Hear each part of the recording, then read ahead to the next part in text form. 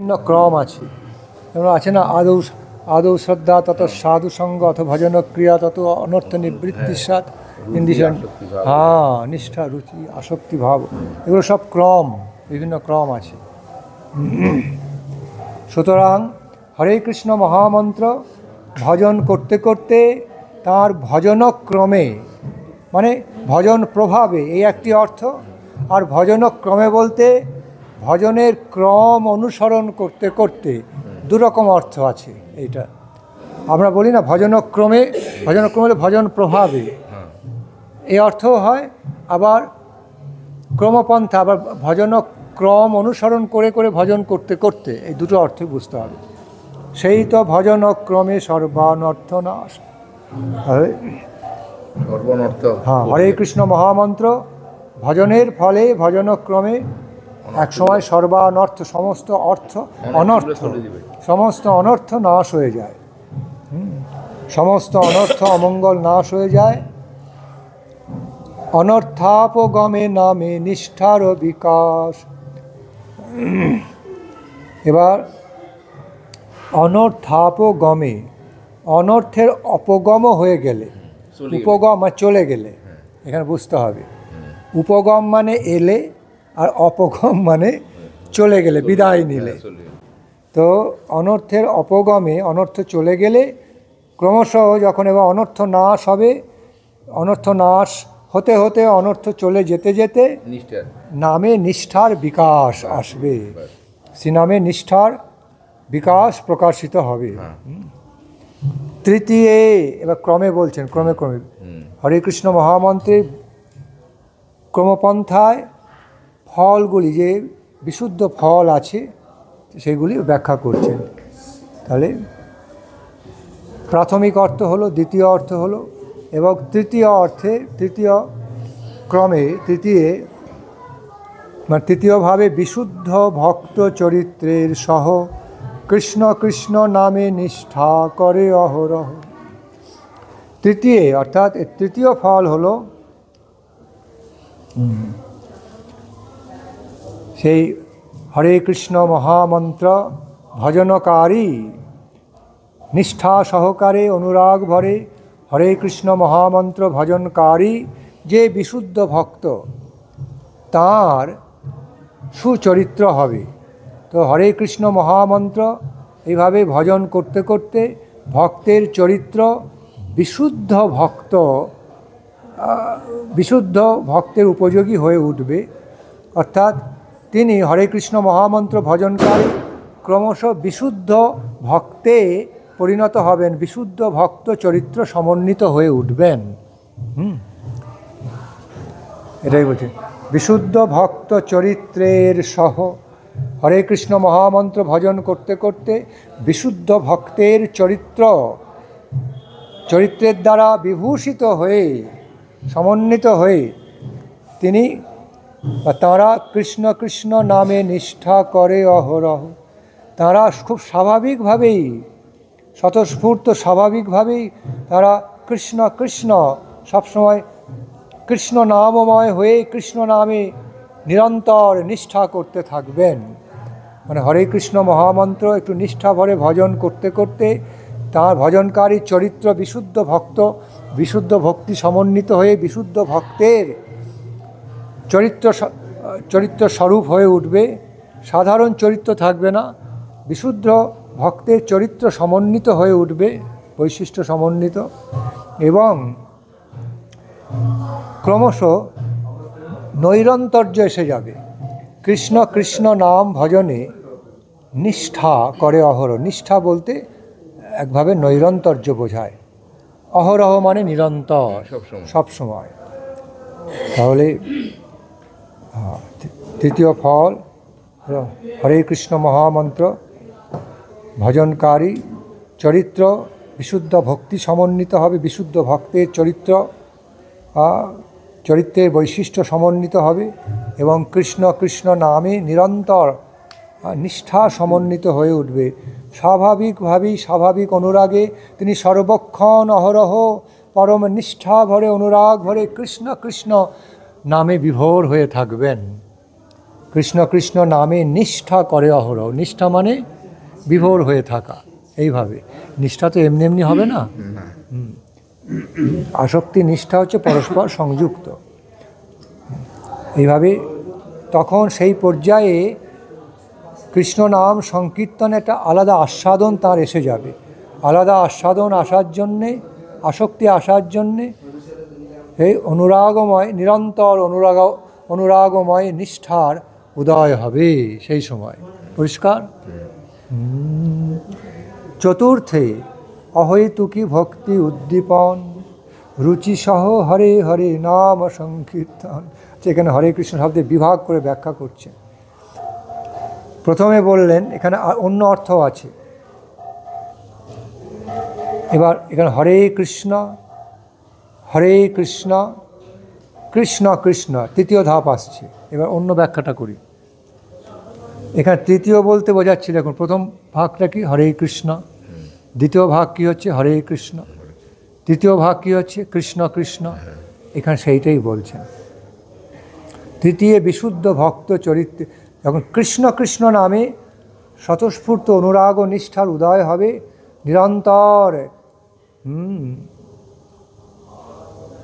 নিরন্তর কৃষ্ণ নামে রত হয়ে থাকবে, তখন সেই ভক্তের যে চরিত্র, সেই বিশুদ্ধ ভক্তের চরিত্র রূপেই প্রকাশিত হবেন, উদিত হবেন। মানে কৃষ্ণ কৃষ্ণ, সর্বক্ষণ কৃষ্ণ কৃষ্ণ কৃষ্ণ কৃষ্ণ নামে বিভোর হয়ে থাকবেন, নিরন্তর কৃষ্ণ কৃষ্ণ নামে পরিনিষ্ঠিত হয়ে থাকবেন, নিষ্ঠা করে অহরহ। চতুর্থে অহৈতুকী ভক্তি উদ্দীপন। এরপর কি আছে? হরে কৃষ্ণ প্রথম, হরে কৃষ্ণ দ্বিতীয়, কৃষ্ণ কৃষ্ণ তৃতীয়। চতুর্থে কি আছে? হরে হরে। চতুর্থে অহৈতুকী ভক্তি উদ্দীপন রুচি সহ হরে হরে নাম সংকীর্তন। চতুর্থ ভাগে যে হরে কৃষ্ণ মহামন্ত্রে যে চতুর্থ ভাগে যে হরে হরে রয়েছে নাম সংকীর্তন, সেই ভাগের দ্বারা ভক্তের চরিত্রে, সেই হরে কৃষ্ণ মহামন্ত্র ভজনকারী চরিত্রে অহৈতুকী ভক্তির উদ্দীপন হবে। অহৈতুকী অপ্রতিহতা জয়াত্মা সুপ্রসিদ্ধতি। অহৈতুকী যে ভক্তি, এ ভক্তি কোনো কিছুর উপর নির্ভরশীল নন। তিনি অহৈতুকী কৃপায় সাধুর হৃদয়ে আবির্ভূত হয়ে থাকেন। অহৈতুকী ভক্তি হচ্ছে শুদ্ধ শ্রেষ্ঠ ভক্তি। তো সেই অহৈতুকী ভক্তি উদ্দীপনের কথা বলছেন। চতুর্থে রুচি সহ হরে হরে নাম সংকীর্তন। সেই সময়ে এই চতুর্থ মহামন্ত্রের চতুর্থ ভাগ ভজন করতে করতে শ্রী রাধা গোবিন্দের, রাধা মদনমোহন গোবিন্দ গোপীনাথের চরণে, রাধা দামোদরের চরণে অহৈতুকী ভক্তির উদয় হবে। অহৈতুকী ভক্তি অর্থাৎ এইরকম হেতুশূন্য, অর্থাৎ তা সেই ভক্তি ভগবত কৃপা, ভগবত ভক্তের কৃপা প্রভাবই লাভ হয়। এই কোনো কিছু সাধনার দ্বারা সেই ভক্তি উদ্দীপন হয় না। কোনো কিছু সাধন বলে, বদ্ধজীব বা জীব কোনো সাধন বলে সেই ভক্তিকে পায় না, হেতু শূন্য। আমি এই কারণ, আমি এই সেবাটা করেছি, এই ভজন করছি, এই হেতু আমি এই ভক্তি পাবো, এইভাবে নয়। তিনি স্বতঃস্ফূর্তভাবে ভক্তি দেবী কৃপাপূর্বক, তিনি অপ্রাকৃত যুগলের ইচ্ছা অনুযায়ী কৃপাপূর্বক সেই সাধকের হৃদয়ে উদ্দীপ্ত হবেন, জাগ্রত হবেন। সাধনের দ্বারা ভক্তির এক পর্যায়ে লাভ হয়। আর অহৈতুকী ভক্তি আছে, সেটা দেখো সাধনার দ্বারা তো আনুকূল্য হয়, কিন্তু তার মূল্য এত বেশি কোনো কিছুর দ্বারা কেনা যায় না, কোনো কিছুর দ্বারা অর্জন করা যায় না। আমাদের যে সীমাবদ্ধ যে সাধন ক্ষমতা, আমাদের তো সীমাবদ্ধ সাধন ক্ষমতা, আমাদের তো আর অপ্রাকৃত ভজন হয় না। সীমাবদ্ধ সাধন ক্ষমতার দ্বারা তাকে লাভ করা যায় না। তিনি কৃপাপূর্বক, অহৈতুকী এই জন্য বলা হচ্ছে, তিনি কৃপাপূর্বক উদিত হন। স্বকৃপায় অহৈতুকী ভক্তি, অহৈতুকী কৃপায় তিনি উদিত হচ্ছেন। যেমন আমি দৃষ্টান্ত দিই, তুমি কোটিপতি সংস্পর্শে এসছো, এক মুহূর্তে তিনি তোমাকে কোটি টাকা দান করে ধনী করে দিতে পারেন। তুমি অর্জন করে ওটা পৌঁছতে পারবে না, অত সোজা নয়। এটা হচ্ছে অহৈতুকী। তিনি কৃপা করে স্নেহ করে তোমার কোটি টাকা দান করে ধনী করে দিলেন। ওটা যদি অর্জন করতে তো সারা জীবনও হয়তো পারা যেত না। হলো। সুতরাং চতুর্থে হরে কৃষ্ণ কৃষ্ণ কৃষ্ণ হরে হরে, চতুর্থ ভাগে হরে হরে নাম সংকীর্তনের দ্বারা অহৈতুকী ভক্তির উদ্দীপন হয় ভজনকারীর হৃদয়ে।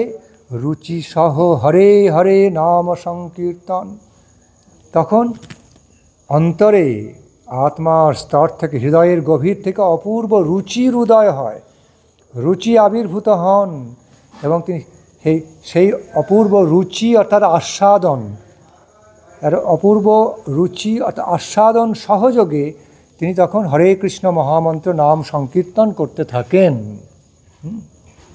এবার পঞ্চমে হরে হরে হরে রাম আসবে। পঞ্চমেতে শুদ্ধ দাস্য রুচির সহিত হরে রাম সংকীর্তন স্মরণ বিহিত। তাহলে হরে কৃষ্ণ কৃষ্ণ কৃষ্ণ হরে হরে, পঞ্চম হলো হরে রাম সংকীর্তন স্মরণ বিহিত। তো হরে কৃষ্ণ মহামন্ত্রের পঞ্চম ভাগে হরে কৃষ্ণ মহামন্ত্র জপ করতে করতে, অর্থাৎ হরে রাম জপ করতে করতে শুদ্ধ দাস্য রুচির সহিত, যে শুদ্ধ দাস্য ভাব, রুচির সঙ্গে শুদ্ধ দাস্য ভাবের উদয় হবে ভজনকারী জীবনে। এখানে শুদ্ধ দাস্য বলতে কী বলছে? তার মানে প্রাথমিক দাস্য, সাধারণ দাস্য আর শুদ্ধ দাস্যের মধ্যে তফাৎ করছেন। এখানে শুদ্ধ দাস্য মানে এখানে রুচি অনুরাগ সহ যে দাস্য ভাব, একে বোঝানো হচ্ছে। একটা হচ্ছে বিধিমার্গের দাস্য ভাব, বিধিমার্গ যারা ভজনরত তাদের একটা দাস্য ভাব রয়েছে, গভীর কী বলে শ্রদ্ধা, ভয় মিশ্রিত শ্রদ্ধায় তারা বিধিমার্গে ভজন করে দাস্যভাব নিয়ে সেবা করছেন। এখানে যেটা বলছেন যে অনুরাগময় দাস্যভাব, শুদ্ধ দাস্য রুচির সহিত, রুচির সঙ্গে দাস্যভাব বলছেন। রুচি মানে কি? টেস্ট, আস্বাদন। রুচি আস্বাদন মানে এটাকে অপরার্থ, আমার ভালো লাগছে, সুখবোধ হচ্ছে, আনন্দ লাভ হচ্ছে, হ্যাঁ, খুব সুস্বাদু বোধ হচ্ছে, তেমন খুব ভালো লাগছে, তেমন অনুরাগ এসছে, অনুরাগের আবির্ভাব ঘটছে। সুতরাং পঞ্চমেতে শুদ্ধ দাস্য রুচির সহিত, আস্বাদনের সহিত হরে রাম সংকীর্তন স্মরণ বিহিত। হরে রাম, এখানে রাধারানী এবং রাম বলতে রাধিকা রমণ রাম, যখন উভয়ের এখানে রাধা ঠাকুরানী হরে এবং রাধিকা রমণ রাম, যখন এইভাবে শ্রীমতী রাধারানী এবং রাধিকা রমণ রামচন্দ্র কৃষ্ণের যখন সংকীর্তন করা হচ্ছে, তখন শুদ্ধ রুচি সমন্বিত অর্থাৎ আস্বাদন সমন্বিত শুদ্ধ দাস্য ভাবের উদয় হচ্ছে। তো সুতরাং হরে রাম এটা সংকীর্তন করতে হবে বা অনুধ্যান করতে হবে। এর মধ্যে যে গভীর অর্থ রয়েছে, হরে বলতে যিনি রাধিকা রমণ রাম কৃষ্ণের চিত্ত হরণকারী হরি, তিনি হচ্ছেন হরে। ঠিক, রাধিকা রমণ রাম কৃষ্ণের যিনি চিত্ত হরণকারী হরি, হরে অর্থাৎ হরণকারী, হ্যাঁ, রাধা ঠাকুরানী হরে। এবং সেই রাধা ঠাকুরানীকে অনুধ্যান করতে করতে, অনুরাগ ভরে স্মরণ করতে করতে রাধিকা রমণ রাম যিনি কৃষ্ণ, তাঁর সংকীর্তন বিহিত, তাঁর সংকীর্তন করতে হবে। সে করতে করতে যত করব তত শুদ্ধ দাস্য ভাব সমন্বয়, রুচির সঙ্গে আস্বাদন সমন্বিত, অনুরাগ সমন্বিত শুদ্ধ দাস্য ভাবের উদয় হবে। ষষ্ঠে ভাবাঙ্কুরে হরে রামেতি কীর্তন, পুনরায় তো হরে রাম, পুনরায় ষষ্ঠে ভাবাঙ্কুরে হরে রামেতি কীর্তন, সংসারে অরুচি কৃষ্ণে রুচি সমর্পণ। বলে না, আদৌ শ্রদ্ধা তত সাধুসঙ্গ অথ ভজনক্রিয়া তত অনর্থ নিবৃত্তিসা।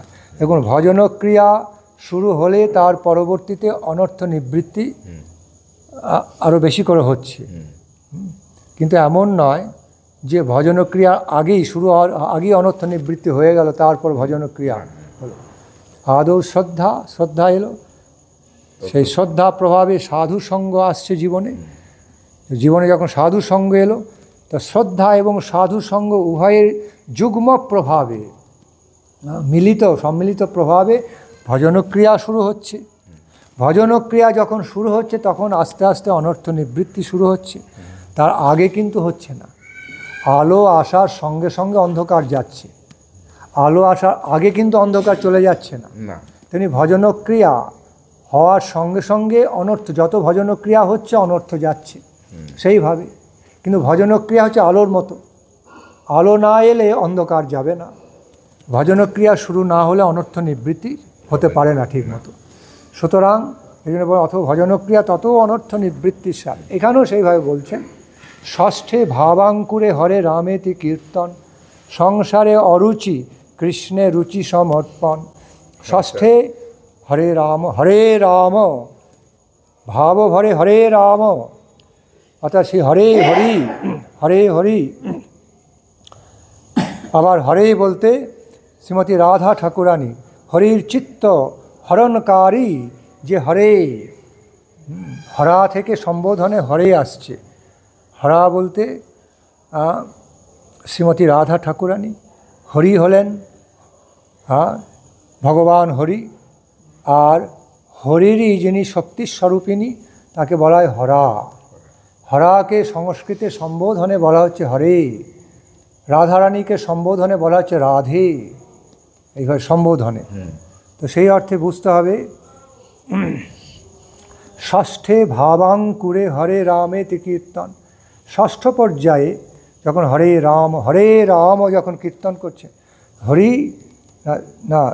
হরিপ্রিয়া শ্রী হরে রাধিকে এবং শ্রী রাধিকা রমণ যে কৃষ্ণ, উভয়কে যুগ্মভাবে যখন সম্মিলিতভাবে ভজনকারী কীর্তন করছেন, তখন তার ভাবের অঙ্কুরের উদয় হচ্ছে। এতক্ষণ ছিল রুচি, এতক্ষণ রয়েছে রুচির পর্যায়ে, রুচি আসক্তি, নিষ্ঠা রুচি এলো, নিষ্ঠা থেকে রুচি এলো, এবার ক্রমশ আসক্তির দিকে এগোচ্ছে।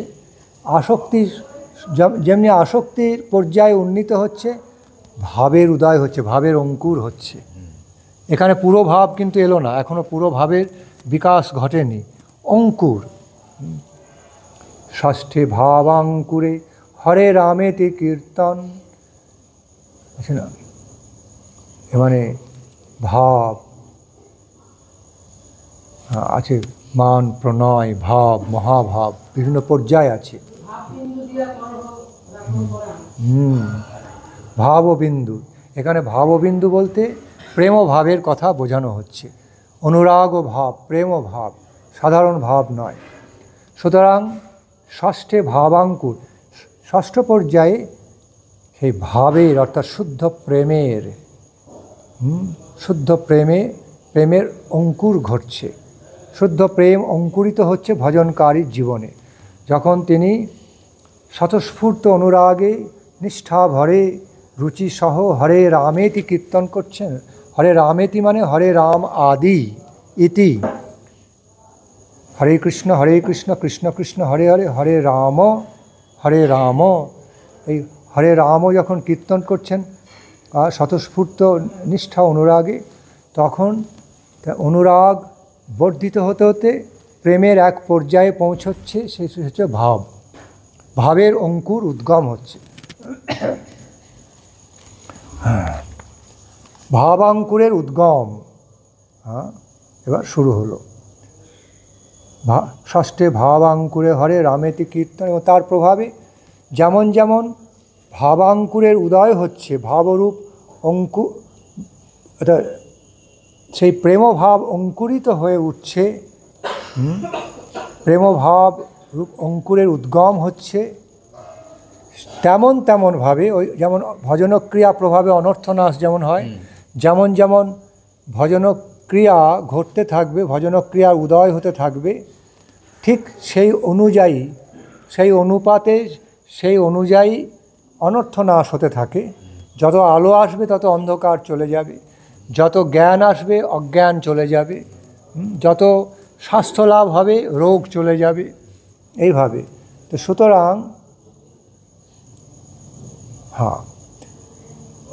সুতরাং সেই রকম যত ভাব যত অঙ্কুরিত হয়ে উঠবে, প্রস্ফুটিত হবে, সেই ভাবাঙ্কুর উদ্গমের সাথে সাথে ঠিক সেইভাবে সংসারে অরুচি, কৃষ্ণে রুচি সমর্পণ হবে।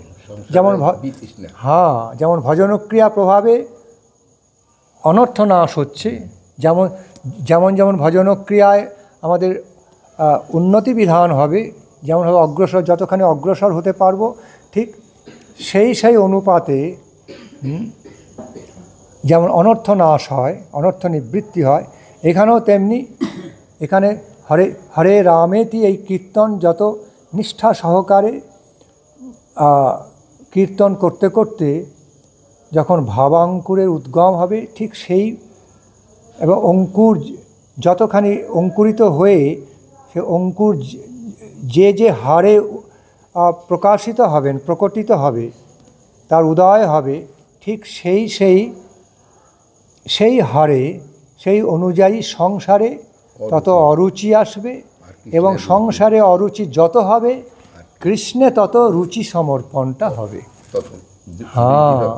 বিষয়ে যে প্রীতি এবে আছয়ে আমার, সেই মতো প্রীতি হোক চরণে তোমার।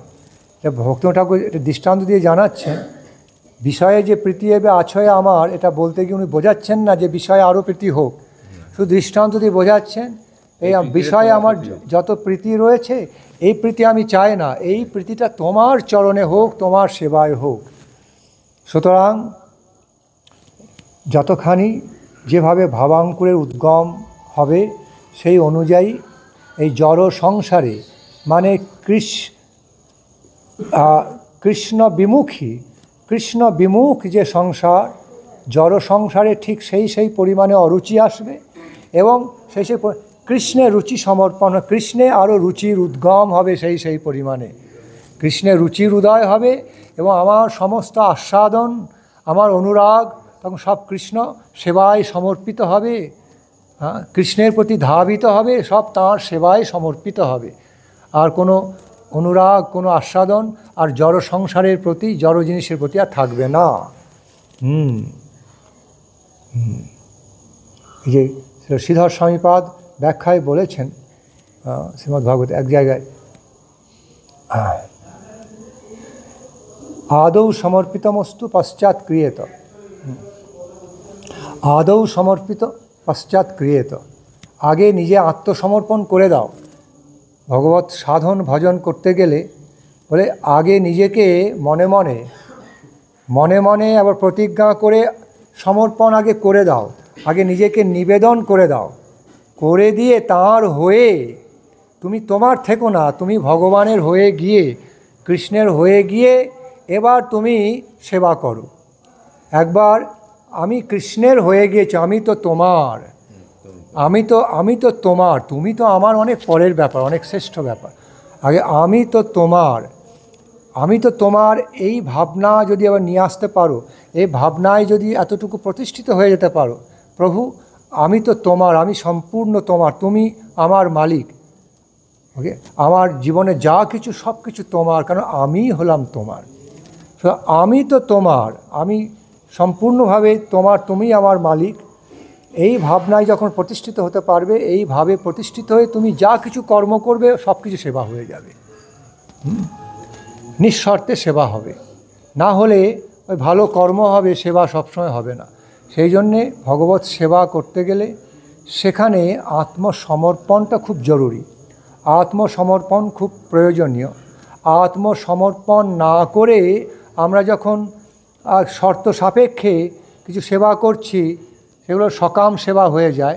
আমি হে প্রভু আমি তোমার জন্য তোমার এই সেবা করলাম, তুমি দেখছো জানছো বুঝছো, তার বিনিময়ে তুমি আমার এই লাভটা করিয়ে দাও। হলো মানে জড়, আমার এই জড় বিষয়ে লাভ হোক, আমার অমুক লাভ হোক। আর কৃষ্ণ প্রেমের যদি প্রার্থনা থাকে, দাস করি বেতন মরে দেহ প্রেমধন, যে তোমাকে সেবা করছে, এর বিনিময়ে আমি আর কিচ্ছু চাই না, ফলস্বরূপ তোমার প্রেম দান করো, তাহলে খুব ঠিক আছে, ঠিক আছে। কিন্তু যখন ওই সকাম ভক্তি অনুসরণ করে সকাম সেবা করতে করতে যখন আমি এই সেবা করলাম, তার বিনিময়ে আমাকে এই জড়জাগতিক এই বস্তু দাও, এই লাভ করিয়ে দাও, বলো ওরা মন্দের ভালো, ওর কোনো আসল সেবা ওটা হয় না। সেই জন্য আগে আমি তো তোমার এইভাবে প্রতিষ্ঠিত হতে হবে। আত্মসমর্পণ মানে করা সহজ নয়, কিন্তু ওই ইন্টেনশনটা থাকতে হবে, ওই যে আন্তরিক অভিপ্রায়, প্রভু আমি তোমার, আমি আমার সব কিছু তোমাতে সমর্পণ করে দিচ্ছি, আমি নিজেকে নিবেদন করে দিচ্ছি, এই যে আশয় অভিপ্রায়, এই আন্তরিকতাটা নির্ভেজালভাবে থাকতে হবে, যে আমি সম্পূর্ণভাবে তোমার পাদপদ্মে আত্মসমর্পণ করছি প্রভু। আমি জানি না কিভাবে করতে হয়, আত্মনিবেদন করার আমার যোগ্যতা নেই, কিন্তু আমি মনে প্রাণে এটাই ইচ্ছে, এটাই আমার সর্বান্তকরণে ইচ্ছে, আমি যেন নিজেকে সম্পূর্ণভাবে নিবেদন করে দিতে পারি তোমার পাদপদ্মে, তোমার সেবায়। এই নিষ্কপট যদি ইচ্ছাটা থাকে প্রার্থনা, তাহলে সেই ভাব নিয়ে আত্মসমর্পণ যখন কেউ করতে চান ভক্ত, একসময় তিনি আত্মসমর্পণ করতে পারেন, নিবেদিতাত্ম, একসময় নিবেদিতাত্ম হয়ে যান। হ্যাঁ, তো আনতে হবে সে। সুতরাং এখানে কৃষ্ণের সংসারে, জড় সংসারে অরুচি হবে এবং কৃষ্ণের রুচি সমর্পণ পূর্বক কৃষ্ণের সংসারে রুচির উদয় হবে। জড় সংসার হচ্ছে ব্যক্তিকেন্দ্রিক সংসার, আমার জড় ব্যক্তিকেন্দ্রিক, জড় ভোগকেন্দ্রিক যে সংসার, তাকে বলা হয় জড় সংসার। আর কৃষ্ণ কেন্দ্রিক, কৃষ্ণ প্রেম সেবা কেন্দ্রিক যা কিছু সংসার আমাদের, কৃষ্ণের সংসার। সুতরাং ষষ্ঠে ভাবাঙ্কুরে হরে রামেতি কীর্তন, সেই ক্ষেত্রে ষষ্ঠ পর্যায়ে হরে রাম কীর্তন করতে করতে ভাবাঙ্কুর যখন উদিত হবেন, ভাবাঙ্কুরের উদ্গমের সাথে সাথে এই জড় সংসারে অরুচি হয়ে কৃষ্ণের সংসারে রুচি এসে যাবে। যে কৃষ্ণের সংসারের কথা ছিল ভক্তিবিনোদ ঠাকুর তার শরণাগতির কীর্তনে, বেশ কিছু কীর্তনে তিনি সুন্দরভাবে ব্যাখ্যা করেছেন, প্রকাশিত করেছেন। যথা আত্মনিবেদন তুয়া পদে করি, হইনু পরম সুখী, আমার দুঃখ দূরে গেল, চিন্তা না রহিল, চৌদিকে আনন্দ দেখি। সম্পূর্ণ কীর্তনটা করছি না, সময় নেই। আমার বলিতে প্রভু আর কিছু নয়, আর তুমি আমার মাত্র পিতা বন্ধু ভাই, সব কিছু বা সর্বস্ব তোমার চরণে সপিয়া পরিচিত। এগুলি হচ্ছে কিভাবে কৃষ্ণের সংসার করতে হয়, কৃষ্ণকেন্দ্রিকভাবে, কৃষ্ণের প্রেমী সেবক হয়ে কৃষ্ণকেন্দ্রিক কীভাবে জীবনযাপন করতে হয় তার সমস্ত কীর্তন। তো তখন সংসারে অরুচি হয়ে কৃষ্ণের সংসারে রুচি এসে যাবে, নিজের সমস্ত রুচি আস্বাদন অনুরাগ সব কৃষ্ণ সেবায় সমর্পিত হয়ে যাবে। কৃষ্ণ সেবা ছাড়া অন্য কোনো আস্বাদন আর থাকবে না। কৃষ্ণের রুচি সমর্পণ। সপ্তমে মধুরাসক্তি রাধা পদাশ্রয়। তাহলে হরে রাম, এবার রাম রাম পর্যায় সপ্তমে, রাম রাম। সপ্তমে মধুরাসক্তি রাধা পদাশ্রয়, বিপ্রলম্ভে রাম রাম নামের উদয়। সপ্তম পর্যায়ে এখানে মধুরাসক্তির উদয় হচ্ছে। এখানে অপ্রাকৃত যুগল, রাধা মদনমোহন গোবিন্দ গোপীনাথ, রাধা দামোদর, এদের বিশেষ অহৈতুকী কৃপা প্রভাবে এবং ভজনকারীর তাঁর নিষ্কপট রুচি আস্বাদনের প্রভাবে মাধুর্য রসের আসক্তির উদয় হচ্ছে। এখানে মধুর আসক্তি বলতে মাধুর্য রসের প্রতি, মাধুর্য রসাশ্রিত হয়ে ভজনের প্রতি আসক্তির উদয় হচ্ছে। Sorry, but about this clip for your English Hari Katha about Kari Maharaj, there is not much time left. Just wanted to say yes. Okay. Madhura আসক্তি রাধা পদাশ্রয়, মাধুর্য ভজন রুচির উদয় হচ্ছে এবং তার মূল লক্ষ্য হচ্ছে শ্রী রাধা পদাশ্রয়, শ্রী রাধা কৈঙ্কর্য, শ্রী রাধা দাস্য। শ্রীমতী রাধারানীর পাদপদ্ম আশ্রয়পূর্বক মাধুর্য রসের আসক্তি সহ ভজনের উদয় হচ্ছে এই পর্যায় থেকে, অনেক উন্নত পর্যায়। রাম রাম রাধিকা রমণ রাম, রাধিকা রমণ রাম, বিপ্রলম্বে রাম রাম নামের উদয়। এবং বিপ্রলম্বভাবে বিভাবিত হয়ে তখন রাম রামর এই যে হরে কৃষ্ণ নামে, হরে কৃষ্ণ মহামন্ত্রে যে রাম রাম যে পর্যায়, শেষ পর্যায়, বিপ্রলম্বে মাধুর্য রস ভাবাশ্রিত হয়ে এই রাম রাম নাম ভজনকারী তিনি আস্বাদন করবেন, রাম রাম নামের উদয় হবে।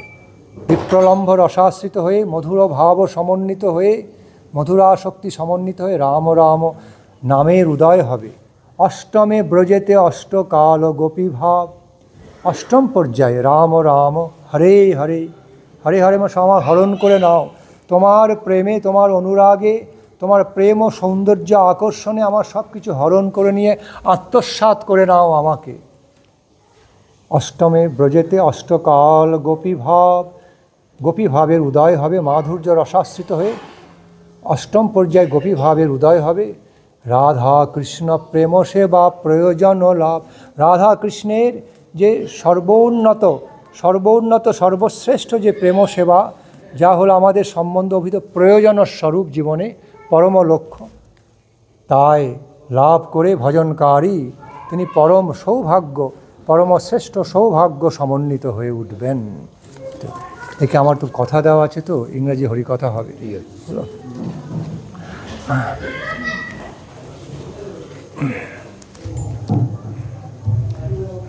হরে কৃষ্ণ।